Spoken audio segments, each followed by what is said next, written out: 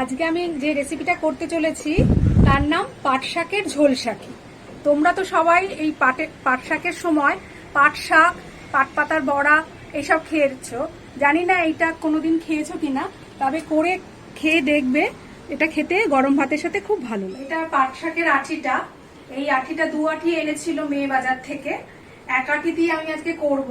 আমি আগে থেকেই এই দেখো পাট শাকের আঠিটা বেছে রেখে দিয়েছি। এবার পাট শাক আর কাঁঠাল বিচি দিয়ে আমি আজকে একটা রান্না করব। সেটা এখন আমি কিভাবে করব তোমরা সব দেখো। এবার ভালো করে পাট শাকটাকে আমি জলে ভালো করে ধুয়ে নিচ্ছি।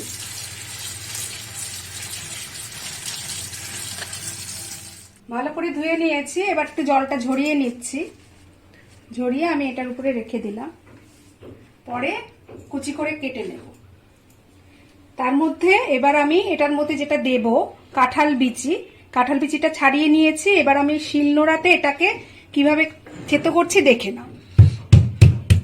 এরকম আধ ভাঙা করে থেতো করে নিতে হবে। প্রত্যেকটা বিচিকে এইভাবে থেতো করে নিচ্ছি।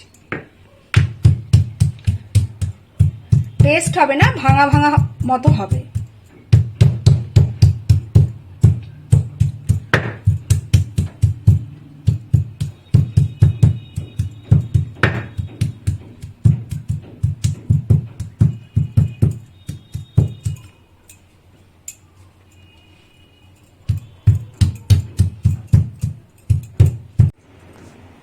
এইভাবে আমি বেশ কয়েকটা কাঁঠাল বিচিকে থেতো করে নিলাম। এবার আমি তুলে নিচ্ছি।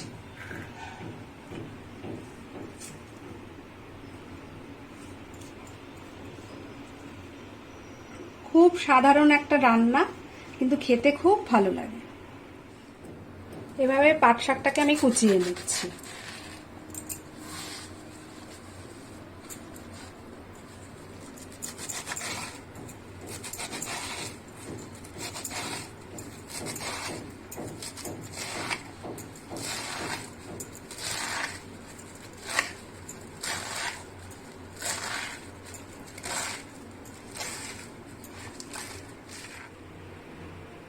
এবার অল্প করে তেল দিয়ে দিই, বেশি তেল লাগবে না, অল্প 2 পোলার মতো করে তেল দিয়ে দিচ্ছি।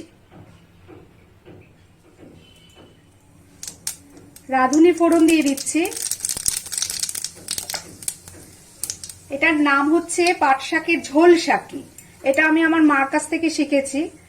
অনেক দিন পরে কাঁঠাল বিচি একজন দিয়ে গেছে, সেই কারণে এই রেসিপিটা করছি। এবার থেতো করে রাখা কাঁঠাল বিচিটা দিয়ে দিচ্ছি।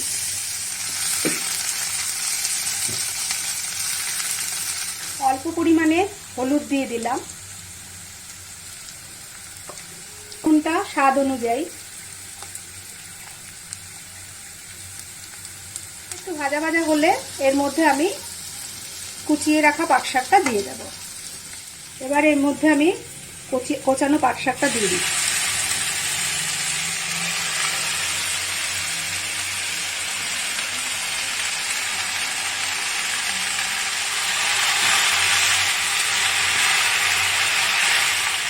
অল্প সামান্য একটু জল দিয়ে আমি এটাকে ঢেকে দিলাম।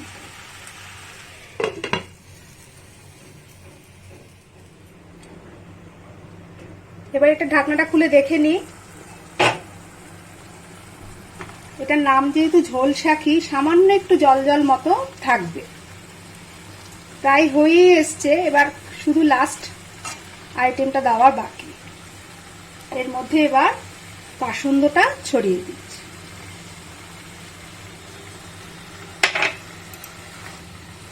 পাসুন্দটা দিয়ে নেড়ে নিলেই তৈরি আজকে ঝোলশাকি।